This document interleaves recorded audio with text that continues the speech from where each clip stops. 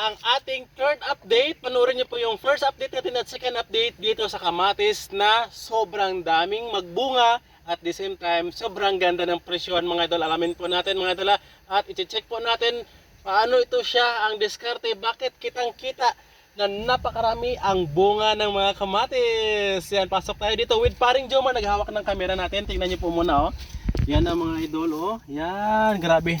Pasok Mar, tingnan niyo Mar Tingnan niyo po mga idol, ang dami ng mga kamatis. Puntahan muna natin doon sa dulo Mar. Yan, grabe kaganda yung bunga ng mga kamatis mga idol. Hindi lang yan dyan, kundi hanggang dito din sa kabila mga idol. Grabe kaganda. Yan mga idol Not even dito. Tingnan nyo ba naman mga idol Ito. Yan. Ito yung patunay na hindi lang isang puno ang napakaraming bunga. Yan. Tingnan nyo. Sa likod. Grabe kadaming mga bunga mga idol. Yan, puntahan muna natin doon at para makita nyo po mga idol kung gaano kaganda sa mata. Kung makikita namin ang aktual napakaganda dito mga idol, sana makita nyo rin ang aktual na napakaganda din po dyan sa inyong mga screen dahil sa dami ng bunga ng mga kamatis. Imagine mo. Grabe. So, pag ganito ang presyo ng kamatis, nasa 2,000 ang crates ng kamatis or 25 kilos ng kamatis, for sure, maganda po talaga yan. Pakinggan mga idol.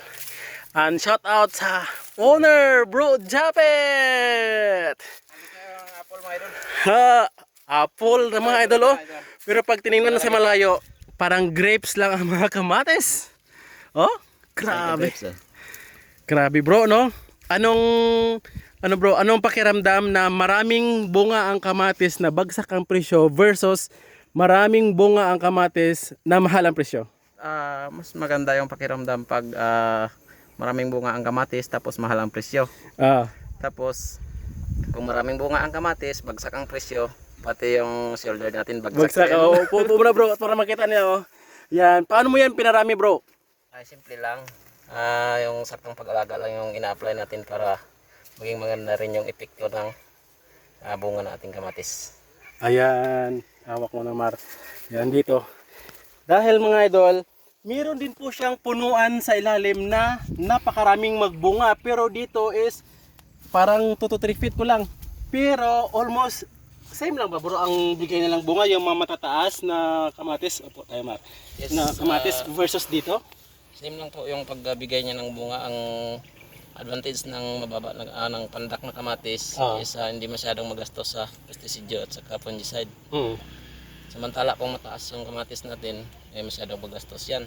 Kasi mula baba hanggang taas, kailangan mo tirahin ng fungicide at saka insecticide. Tapos taying pa. So ito, hanggang 4 na taying pa lang, harvest na tayo. Hindi pa siya mabagsak sa hangin. Yes, hindi mabagsak. Ayan siya mga idol. Kasama natin si paring Jomar dyan na nagmamasi din mga idol na napakaraming kamatis. And bro, nakalimutan ko dahil may nagtanong po before, ilang punuan daw po ito siya at saka gaano kalawak yung area? Itong hinarvestan natin ngayon is nasa hindi abot ng 1/2 hectare. Hindi abot ng 1/2 hectare. Hindi abot ng 1/2 hectare. Mga ilang punuan? Nasa lang to, yung hinarvestan ngayon nasa 5,000. 5,000 na punuan? Yes, 4,800 to 5,000 kasi hindi ko naman nabilang lahat ito. Na may more or less 5,000. Opo. So sa first harvest natin sa 5,000 more or less na punuan ng kamatis bro, ilang crates ang first harvest natin? Yung first harvest natin is 25 crates. Second harvest? Yung second harvest natin nag-follow sa 62 crates. So nasa 87 crates na. Yes. Ang third harvest natin today, mga estimated mo mga ilang? Target natin mga 70 to 75. 70 to 75, so more or less nasa 150 to 160 crates na. Yes po. Ay, congratulations bro. Congrats. Kamatis. Kamatis, congrats. Thank you bro, thank you. And ito po yung lugar niya mga idol kung saan dito po tayo sa Sitio Tafal, Barangay Nade, Lake Cebu mga idol, South Cotabato.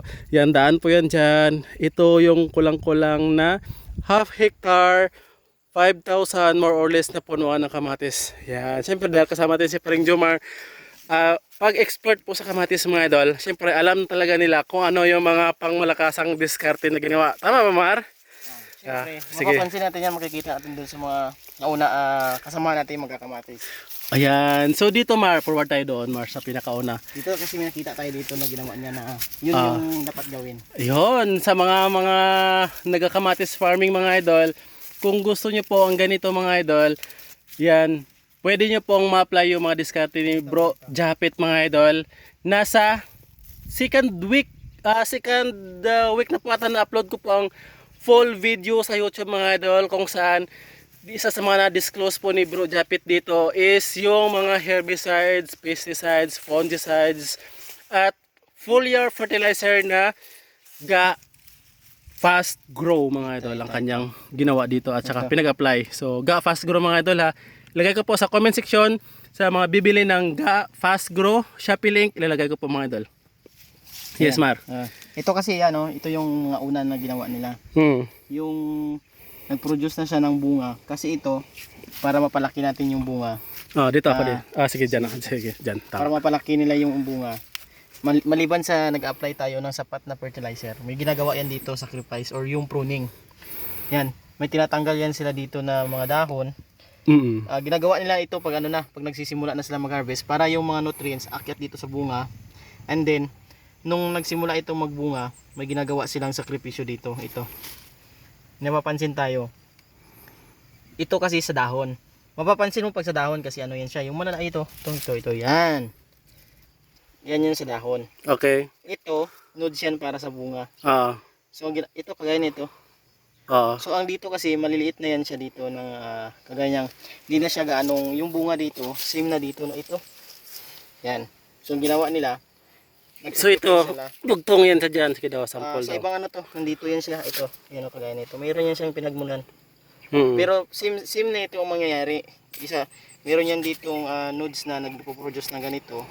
Ginagawa. Gaya nito, yan. Ito.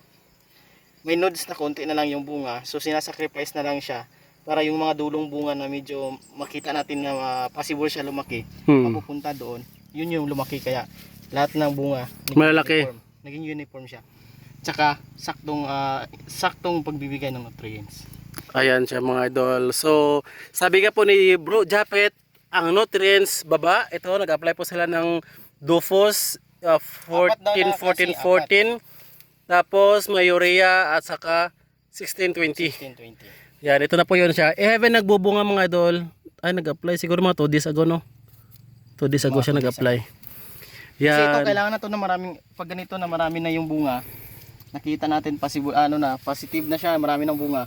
Ang kailangan natin gagawin is palakihin na yung bunga kaya maramihan yung apply natin ng fertilizer. Yan, kaya dito mga idol, tingnan nyo po, halos uniform po ang laki ng bunga dahil some na mga bunga sinakripisyo para lumaki, no? Yan ito. Yan. So ito, pasok ito lahat sa sizing natin. Yan, medium yan, halos na yan lahat. Large. So ito, medium na to. Walang small, no? May small tayo, pero doon na sa taas, ayun, pero lalaki pa yan, no? Ito, lalaki pa to. After 1 week ito, kasi mga 1 week pa to or 2, nasa mga 10 days pa to bago makuha sa taas. Lalaki pa yan siya. Kaya nga, pawak nga muna ma-explain ko dito. Yan, ito siya mga idol, oh.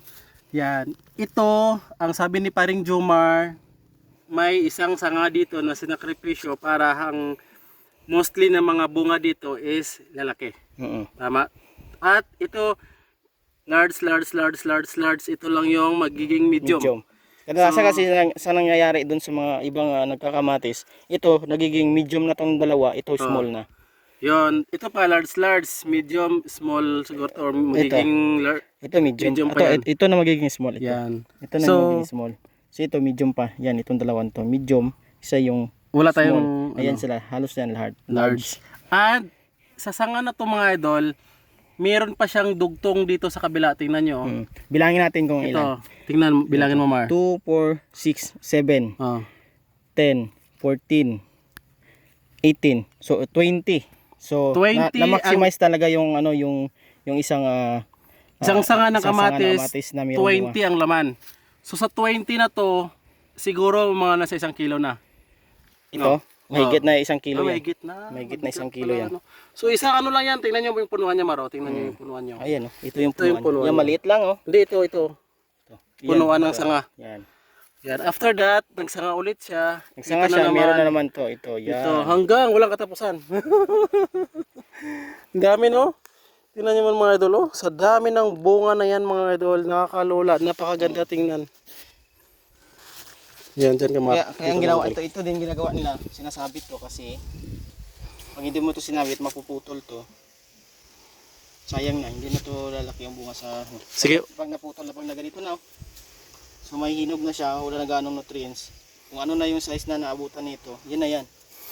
Yan na yun siya, mga idol, oh. Pero pag ito, hindi siya nababali yan. Yan. Pa yung dulo. At saka ang i-harvest natin today is yung mga may tricolor. Ito. So dapat mga idol, ang bunga ng kamatis is nakalaylay dito. Dahil para mag-support yung kanyang bunga. Kasi pag mabali to, kagaya ng, saan ba? Mayroon bang bali dyan? Meron ito. Ito. Pag mabali kagaya nito mga Ito, idol, hindi na siya- medyo palyado na baka hindi na siya lalaki. May hinog na lang to, pero ganyan na yung size. Hindi na masyadong lalaki. Unlike ito na hindi nabali, Pag itong dulo na hindi makukuha hanggang sa next harvest, lalaki pa yan. oh, di ba? Tsaka yung pala explain ko kasi mayroong nagtatanong minsan. Oo. Bakit daw walang Crown. crown ito pag dumating na sa palengke? Hmm. Ang sagot po niyan iisa lang. Pag iniwan pa natin yung crown tapos nilagay natin siya sa crates, magagasgasan yan lahat, masisira po yung kamatis. Mm, Yan so lang. dapat walang crown. Kaya pag nag-harvest tayo, walang crown. Kasi mismo yung buyer, pinapatanggal yon. Yung crown. Hmm. Yan yung nagkukos ng gasgas. Siguro kung mayroon kayong tanim diyan sa bahay, isa dalawang puno, Pang pwede decorate. kayong tawag nito. Pag nag-preserve kayo, lagay niyo diyan sa may kusina, ito pwede yung ganyan. Pwede. Pero pag nagbenta tayo, wala dapat crown kasi magagasgasan yun sila. Masisira yung kamatis. Tama ba, bro? Ah! Yung grapes natin. Grabe, wey! Grapes. Oh, grapes! Mainog na. Bro, anong variety ng grapes mo? Bakit ang lalaki? Ay, Diamante Max Ipra. Diba? Ay, grabe. O, sa'yo na yan. Oh, thank you, bro. Oh. Pa. Thank you. Pabidyo ako, Martingnan mo. Makakarating mo to ng Pulumulok, bro. Ay, siyempre. Grapes natin. 2 kilo ang grapes. Yan, sa likod natin mga idol, ang sumusunod ladderized na step Avatar. ng farming avatar variety po mga idol ni Bro Japit. Ay, grabe oh. Imagine mo, harvest na talaga siya mga idol. Kasi imagine mo, puro ano na siya oh. Ito yan sila, ito yan.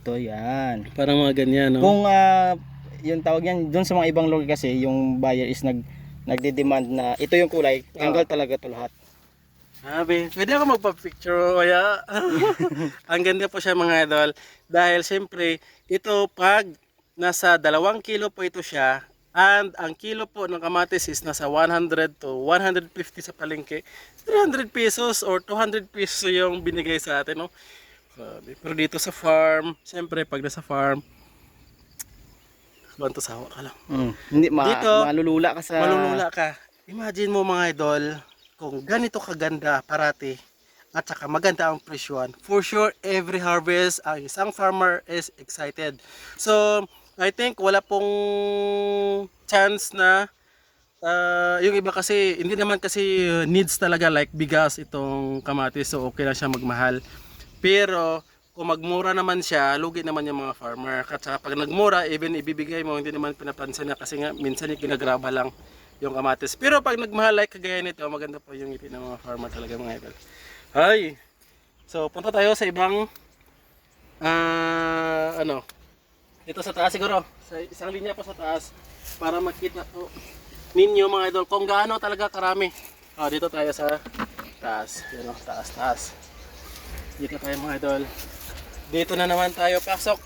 Lahat po ng rows ng kamatis almost same kadami ang bunga. Yan, dito tayo dito tayo. So, dito, grabe kadami mga idol. Yan, pera. Yan, didikit ko po sa inyo mga idol. Kung ano kaganda yung mga nakikita namin, sana po makita nyo rin. Dahil nakakalula po sa dami ang bunga ng mga kamatis na to. Yan o. Yan, grabe kadami. Ay, grabe kadami. Yan, at saka ito pa. Oh. Wow, so nasa expected 70 to 80 crates ang ma-harvest today. Yan hanggang dyan po. Yan. So mag-iikot muna kami ni Paring Jomar mga idol. Ano masasabi mo? Pangmalakasan. Yan. Pangmalakasan. So, tibang-tiba yung farmer pag ganito. Tsaka mataas yung presyo. Yes, sana po lahat na may mga kamatis ngayon, maabutan nyo po. Sana tumagal pa yung taas ng presyo ng kamatis marano para marami pong makabenepisyo, marami pong farmer na Tumaas po, mabibiyaan talaga, ng umabot magandang ng presyo. 3,000. Sana tumaas pa. Sana Yan. tumaas pa, pero marami naman magagalit pag mahal yung kamatis kasi mahal daw sa palengke. Ay, o at least, minsan lang din naman tumataas eh. Minsan lang. Yan, napakaganda po ng view natin. Madalas kasi 20 pesos, 15 pesos per kilo lang. Sa ngayon, meron na 100 pesos per kilo. Na kamatis. Yan mga idol, oh.